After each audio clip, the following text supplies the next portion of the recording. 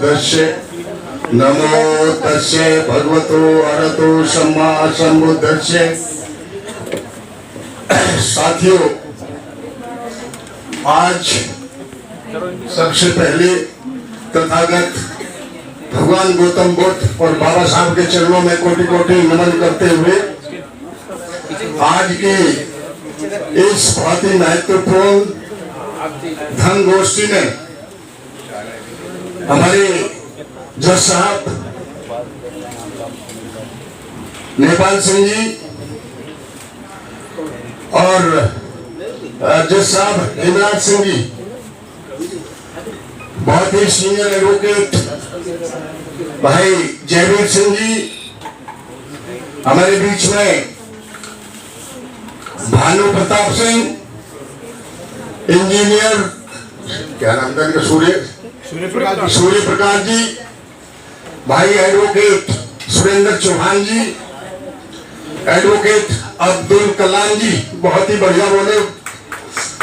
भाई केपी सिंह जी, और आज के जो आयोजक और जिनकी वजह से ये थोड़ी विचार गोष्ठी, धर्म की विचार गोष्ठी का आयोजन हुआ, भाई IR सिंह जी, RK धमन जी, OP गौतम जी, विजेंद्र सिंह जी, हमारे सोशल मीडिया के बहुत ही महत्वपूर्ण मीडिया की खबरें का आदान प्रदान करने वाले राजकुमार जी, पिप्पल जी और सभी सदस्य साथी जितने भी यहाँ पर अपने मीडिया का संचालन कर रहे हैं, हाँ, समतावादी सभी लोगों के लिए, सभी बंधुओं के लिए मेरा बहुत क्रांतिकारी जी अभी। और हमारे बीच में हमारी जो बहुत ही अच्छी बेटी अभी जो बोल के गई, गाना सुना कृष्णा, मैं समझता हूँ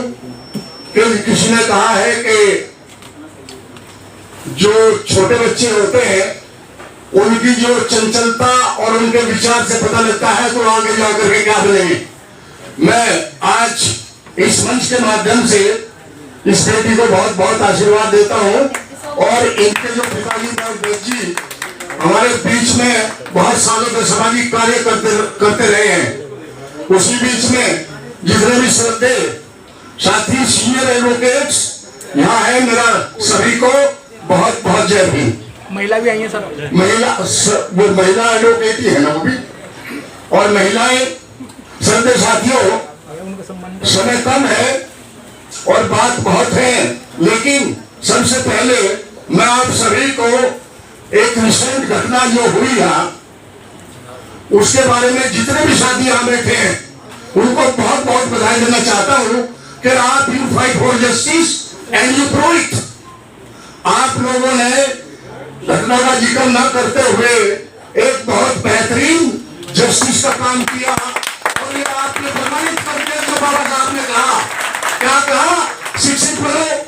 संगठित रहो और संघर्ष करो। आप शिक्षित बने, संगठित हुए, और जब जरूरत पड़ी संघर्ष की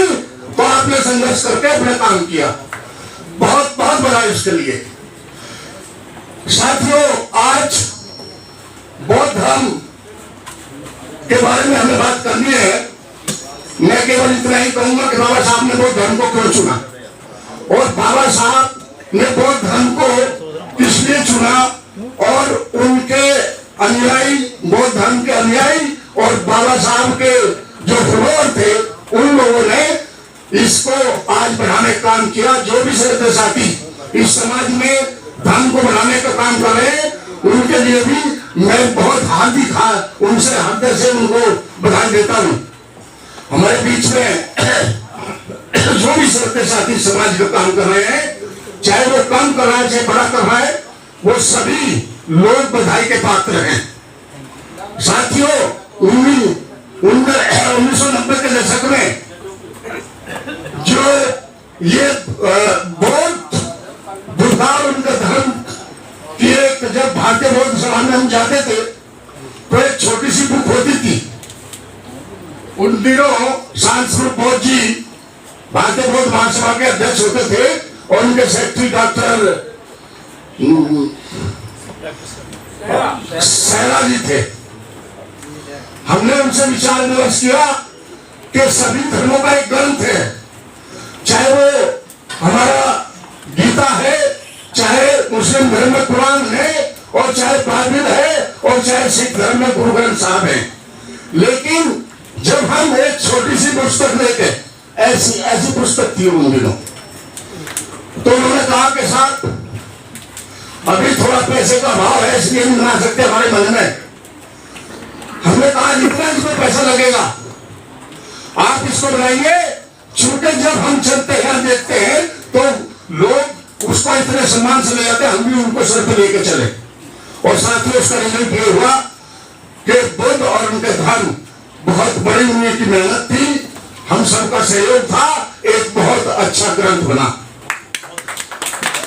1993 में एक बनते आज हमारे बीच में नहीं है, बनते राहुल, एक हमने बौद्ध धर्म के पक्ष संचालन के लिए ग्रंथ बनाया जो उत्तर भारत में संचालित हुआ। केदार नारायण साहब थे उन दिनों राष्ट्रपति, अभी रिटायर हुए थे वहां से, और उन्होंने उसको हरी झंडी दिखाई थी। तो ये सब काम होते रहते हैं, लेकिन आप जितने प्रबुद्ध साथी यहाँ हैं, धर्म कब चलता है जब आपका सहयोग चाहिए।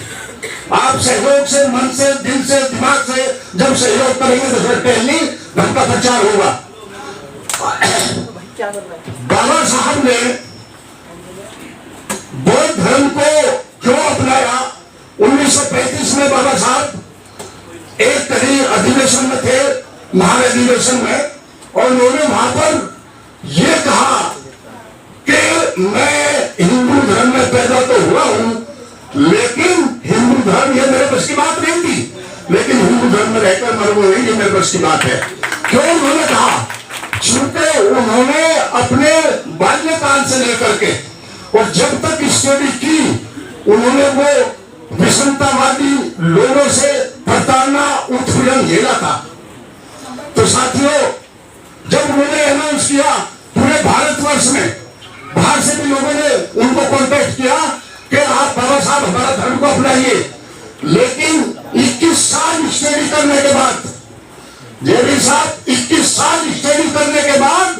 उन्होंने सभी धर्मों का एनालिसिस किया, और धर्मों का एनालिसिस करने के बाद उन्होंने 1951 में बुद्ध और उनका धर्म ग्रंथ लिखना शुरू किया। और उन्होंने पूछा बाबा साहब आप इसको, उन्होंने कहा देखिए मैंने इसमें जो देखा है, मेरे लोग, मेरे फॉलोअर या मैं खुद, हम इस भारत के मूल निवासी हैं, और यदि मैं अपनी राष्ट्रीयता को नहीं खो सकता, और चूंकि ये देश हमारा है, हम इसको सरल देखना चाहते हैं, और ये जो बुद्ध धर्म है ये यहीं का धर्म है, यहीं से चलता हुआ आया है, और दूसरा ये मेरे समाज को भी सूट करता है। इसलिए ऐसा न हो कहीं मैं ये दूसरा धर्म अपनाऊं और यहां से विदेशों में जाकर के हम दूसरे के थ्रू उसी तरह हो जाएं। तो इसलिए बाबा साहब ने इस धर्म को अपनाया। साथियों,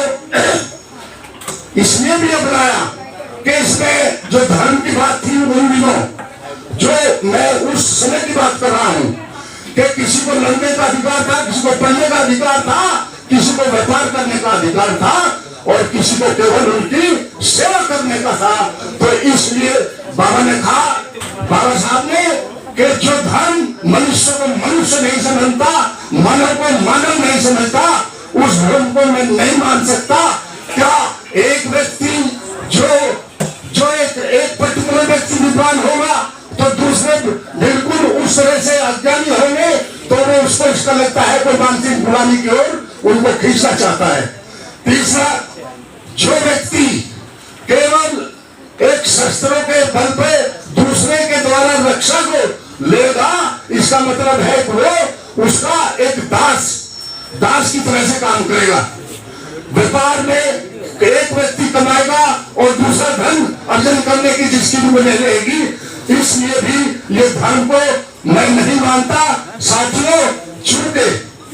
एक बूंद पानी की जब सागर में मिल जाती है तो वो उसका अस्तित्व खत्म हो जाता है, लेकिन व्यक्ति और मनुष्य के जन्म में ये चीज इसके विपरीत है। मनुष्य पैदा होता है अपनी ख्याति के लिए, अपनी सेवा भाव के लिए, लेकिन वो अपना अस्तित्व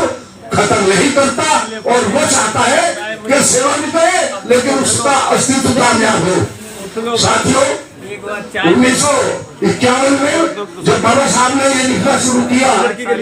और उन्होंने ये कहा कि 1956 अक्टूबर में वो दीक्षा लेंगे, तो साथियों वो ग्रंथ को उन्होंने पूरा किया लिख करके और करते रहे, और जब तक उसकी प्रतियां उसका अनुवाद होकर नहीं आया था, लेकिन चूंकि वो कह चुके थे इसलिए उन्होंने अपने नियमानुसार बुद्धम शरणम गच्छामि, धम्मम शरणम गच्छामि, संघम शरणम गच्छामि का उच्चारण करते हुए धर्म को ग्रहण किया। और जो अपने बौद्ध भिक्षुक थे, बहुत एज थे, जो देवलिया के थे, 83 उनकी एज थी, क्या नाम था उनका, चंद्रमणि जी के सानिध्य में उन्होंने जो है वो शिक्षा ग्रहण करी और उनके नानक चंद्र जी और उनकी भाई, ये तीनों ने, और पूरे 10 लाख लोगों का एक इतिहास था जो पूरे वर्ल्ड में आज तक इतना बड़ा जो है धर्म परिवर्तन कभी पूरे वर्ल्ड का इतिहास था, ये नहीं हुआ। साथियों, बाबा साहब के बारे में जितना भी बोला जाए, मैं समझता हूँ कि 2 दिन लग जाएंगे, लेकिन केवल एंड केवल आज चूंकि धर्म की बात थी, केवल हम धर्म की बात करेंगे। आपने देखा होगा कभी हमारे प्राइम मिनिस्टर जापान में जाकर कभी ये कह रहे थे कि युद्ध और ये दशा जो चल रही है, केवल बुद्ध धर्म ही इसको रोक सकता है, और एक बुद्ध को अगर अपनाएंगे आप, ये बुद्ध ही इस देश में शांति और इस युद्ध को रोक सकता है। तो मैं मानता हूँ कि जब बाहर जाते हैं तो हम बुद्ध को याद करते हैं, लेकिन जब हम अंदर रहते हैं यहाँ बुद्ध को भूल जाते हैं। साथियों, इसलिए चूंकि